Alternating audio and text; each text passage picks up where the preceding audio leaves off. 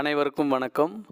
நம்மளுடைய modern survey இன் Tamil YouTube சேனலில் நம்ம இப்போ பார்க்க போகிற இந்த வீடியோவானது ஃபீல்டு சர்வேயர் அண்ட் டிராஃப்ட்ஸ்மேன் சம்பந்தமாக நீதிமன்றங்களில் இன்று நடைபெற்ற வழக்கினுடைய ஹியரிங்கை பற்றி பார்க்குறது தான் இந்த பதிவு.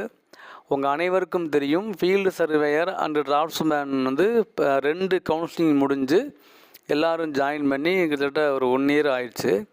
அதில் என்னென்னு பார்த்தீங்கன்னா, ஒரு மிக முக்கியமான நிகழ்வுன்னா, அதில் ஃபஸ்ட்டு கவுன்சிலிங்கில் போய் கலந்து கொண்டு போஸ்டிங்கை தேர்வு செஞ்சவங்க ஏஇ எக்ஸாம் கவுன்சிலிங் போனனால ஃபீல்டு சர்வேயர் டிராஃப்ட்ஸ்மேன் வேலையை வேணாம்னு சொல்லி அவங்க வந்து சொல்லிட்டாங்க.